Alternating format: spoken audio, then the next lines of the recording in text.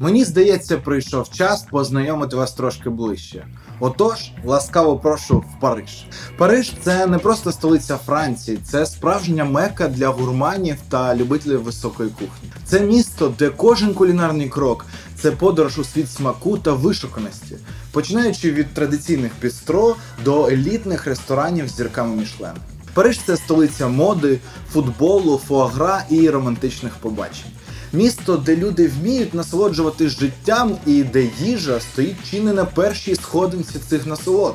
Бо за різними даними в Парижі десь від 14 до 18 тисяч ресторанів. Це місто, де кожна вулиця, кожен квартал пропонує свої гастрономічні враження, де аромат свіжоспечених багетів і крихких круасанів змішується з історією величних страв та шеф-кухарів, які століттями вдосконалюють кулінарні традиції. Кулінарний світ Парижу – це місце, де традиції зберігають свою важливість, а інновації зустрічаються з класикою, створюючи постійно щось нове і креативне. І перш за все, щоб ми з вами не заблукали на цих гастрономічних вуличках, я хочу познайомити вас з таємничим провідником, який проведе вас через лабіринт смакових видовищ. Отож, знайомтесь, гід Мішлен. Гід Мішлен – це не просто книга, це наче чарівна мапа, зірки якої освітять нам шлях до найвишуканіших ресторанів з усього світу.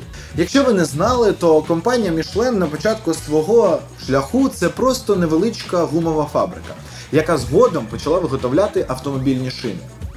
Ви спитаєте, а до чого ж тут гастрономія, Богдане? Тут і починається найцікавіше. Ідея створення цього альманаху заключалась в тому, щоб привернути увагу автомобілістів до подорожей і до використання автомобілів.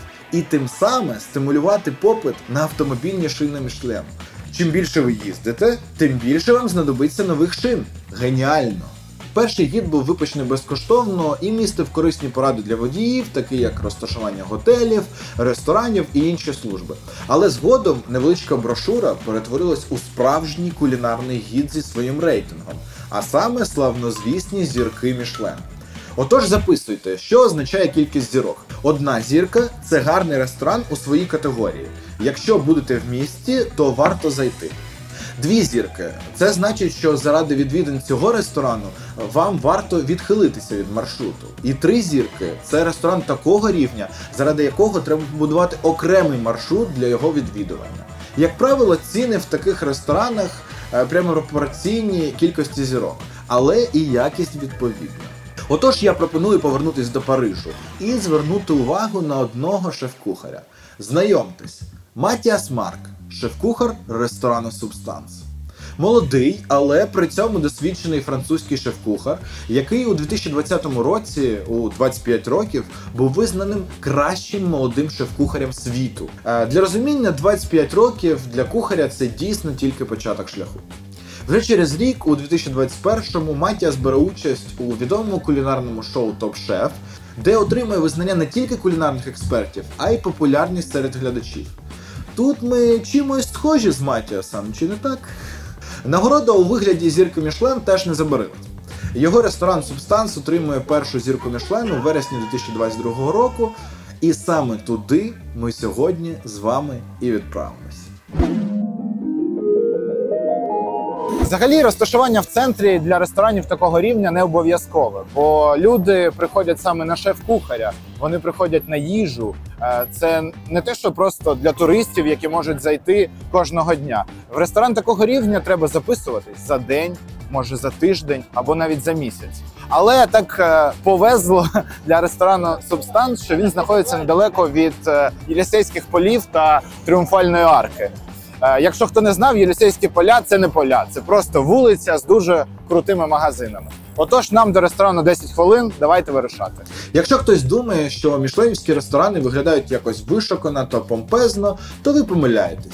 Зовні це звичайний ресторан, як і сотні інших. Єдине, що відрізняє їх, це невеличка червона табличка гіду Мішлен.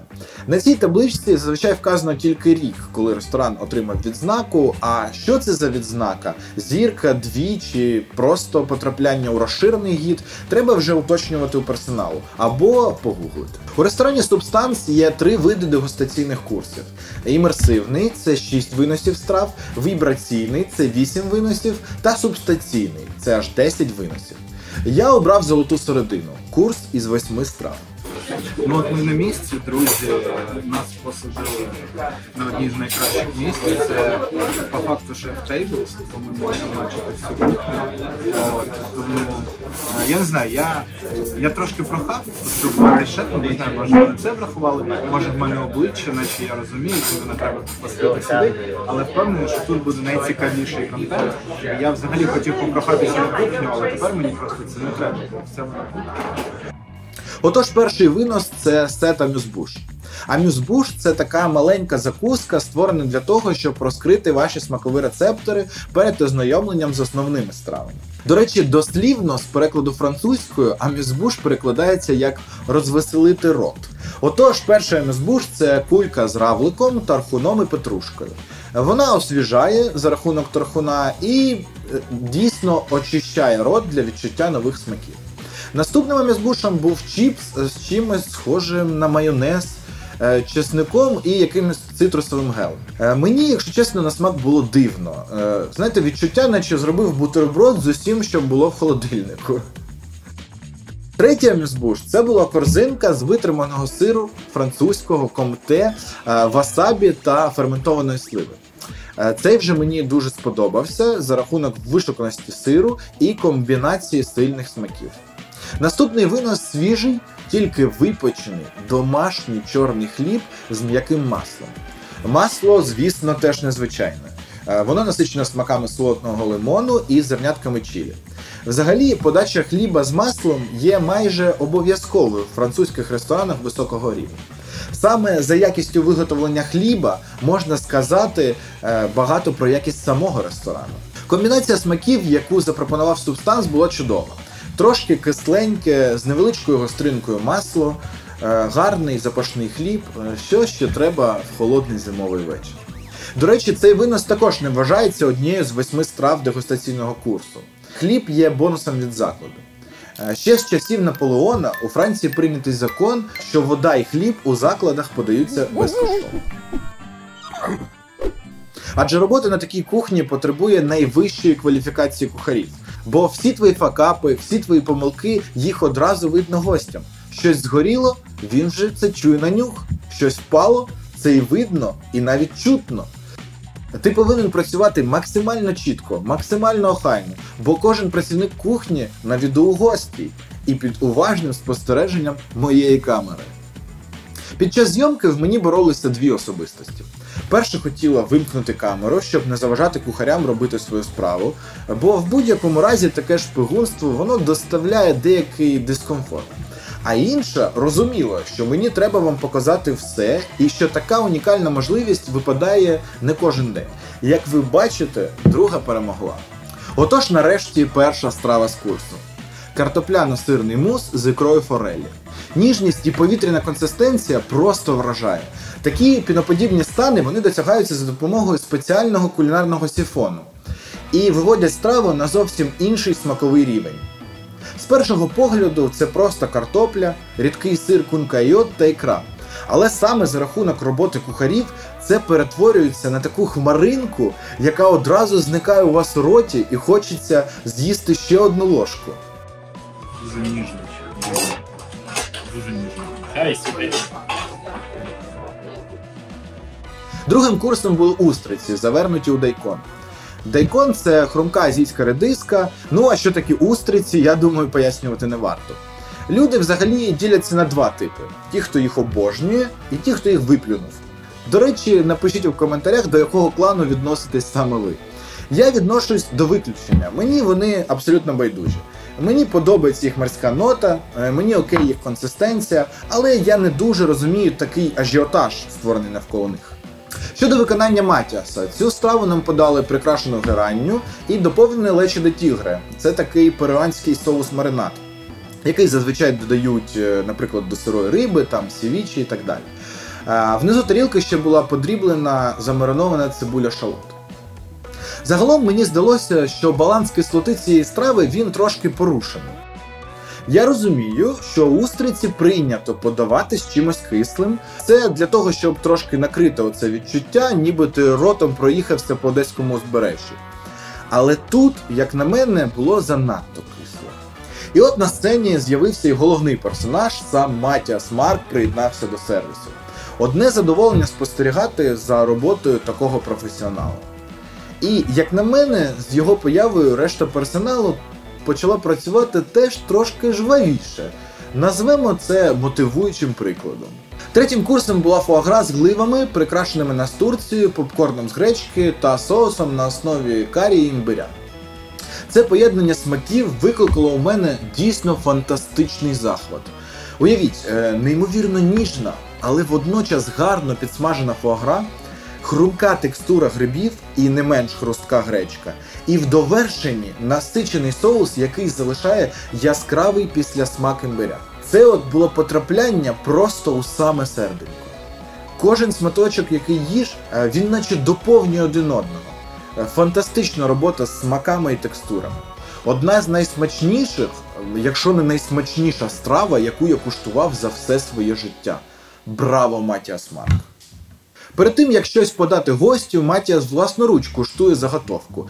І як ми можемо бачити, те, що йому приніс на пробу стажер, його зовсім не влаштувало. Не хотів би я опинитись на його місці. Судячи з всього, він щось не досмажив, бо Матіас взяв сковорідку і пішов досмажувати власноруч. Четвертою стравою були ньокі з сосисками з регіону, де виріс Матіас, та соусом на основі жовтого вина. Коли читаєш цю страву в меню, вона здається тобі якоюсь простою, з інгредієнтами і на фоні решти. Але смаки і презентація з 3 видами різних соусів і текстур говорять тобі, як же ти помилявся. Надзвичайно сильний, насичений соус, він б'є одразу по всім смаковим рецепторам, іначе зв'язує всю порожнину рота. Я навіть не можу уявити, скільки виварювався цей соус, щоб досягти такої в'язкої і сильної консистенції. Після одного шматка одразу хочеться запити водою і взяти наступний. І так ще раз, але, на жаль, в порції їх всього 3. До речі, якщо хтось думає, що порції в ресторанах високої кухні замалі, то це чи не найбільший стереотип. Так, дійсно, кожна порція зовсім невеличка, десь 50-150 грамів в залежності від страви. Але давайте тепер помножимо це на 8, бо саме 8 страв включає цей курс. А якщо додати амізбуші і хліб, то виходить, що на вечерю ви з'їдаєте мінімум 600 грам їжі, а то зазвичай більше. Тому малі порції – це не жадібність ресторану, а виважене рішення, щоб ви могли спробувати все. У перерві не на камеру ми трошки поспілкувалися з Матіасом. Він розповів мені, що його улюблена страва з курсу – це ньокі, і що невдовзі планується зміна меню, бо воно міняється раз на 3 місяці. До речі, після нашого спілкування наступну страву для нас він презентував особисто, що було особливо приємно. Отож, 5-та страва – гребінець. Я не просто так обрав похід саме в Субстанс, бо мене звабив підбір страв саме по інгредієнтам. Зараз у Франції сезон гребінців, і я дуже хотів спробувати, як його готують на найвищому кулінарному рівні. Ще коли шефу презентували цю страву, я здивувався наявності спагетті у страви. Так, і їх консистенція, бо на вигляд вони були якісь затверділі. І тільки коли я скуштував, я зрозумів, що це зовсім не спагетті. Ну як, це спагетті, але вони з гарбуза. В поєднанні з соусом сацумі, це такий різновид мандарину, і доповнене цим мандариновим філе, це все смакує разом просто ідеально. Такі, знаєте, новорічні і теплі смаки, але водночас солодкуваті і свіжі. Я досі не можу визначитись, яка страва сподобалась мені більше – ця чи фуагра. Страва номер 6. Яловичина з лисичками, грибним пюре, сливою і вербенною. І знову фантастично насичений і яскравий соус, який накриває цю страву. Це смачна страва, всі техніки виконані чудово. Але, напевне, після вражаючи високої планки, заданої до, ця страва трошки програє попередню. Може десь м'ясо хотілось ніжніше, може не вистачило якогось вау-ефекту, я навіть не знаю. Бачите, як розбалувався? Просто смачно, мені вже недостатньо. А от і довгоочікуваний десерт. Десерт з компоте з ківі зеленого яблука, ківі сорбетом, меренгою і пудрою зеленого чилі перця. Це просто вибух смаку. Холодний сорбет, кисле ківі, солодка меренга і гострий зелений чилі – це просто вау. Я зазвичай не дуже багато очікую від десерту, бо не дуже люблю солодке. Але от отакі свіжі десерти, вони полонять моє серце. Ще це поєднання з зеленим чилі – просто фантастика. Чергові оплески для Матіаса Марка. Я доїв десерт, це просто неймовірно. Просто неймовірно. У мене зараз в роті все палає. Ви дізнаєтесь, чому пізніше, але левел просто хай топ-клас.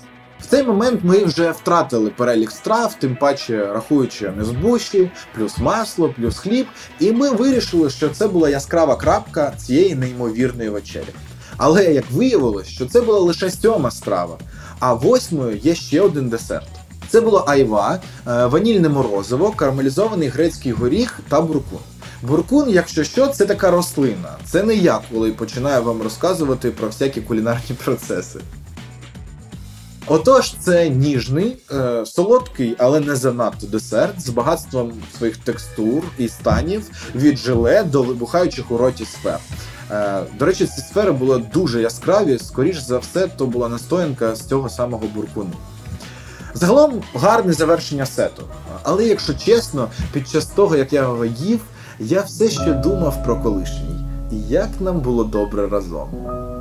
Виявилось, що і це ще не все. Нам принесли 2 цукерки як комплімент. Ми тут трохи засиділись настільки, що нам вже принесли комплімент.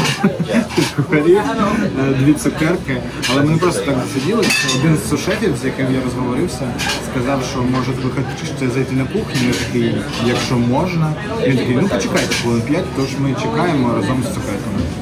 Одна була це желе на основі глінтвейну та різдвяного чаю, така досить звичайна на смак, а інша шоколад та арахіс. Поєднання теж звичайне, але воно прям дуже якісне і дійсно смачне. Тож давайте скористаємось цією унікальною можливістю і разом завітаємо за лаштунки на кухню одного з кращих ресторанів у світі.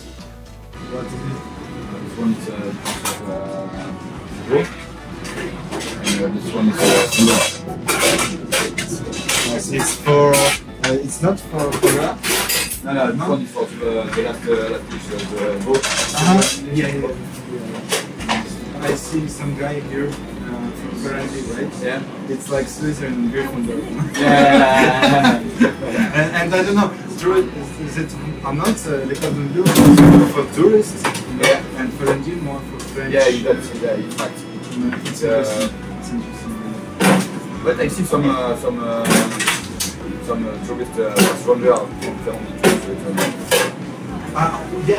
What I have a question because when I come here, when I come to website and think maybe I go to Fusion and you have not many it's also times a new one. Yeah, Nobody knows. We change like 3 weeks. But 3 weeks or... it's not the same dishes. No, it's it's different, yeah. So nice place, really. I'm trying to find a lot of. I'm open to Michelin stars eat and let's. No, this one is particularly because I just arrived, so I don't really go. They have a mood, like all the guys working here are cool, not too much pressure, but the menu is really nice. It's not too complicated, but it's we say it's food. Yeah. It's not you can put huge initiation or fix. I think it's.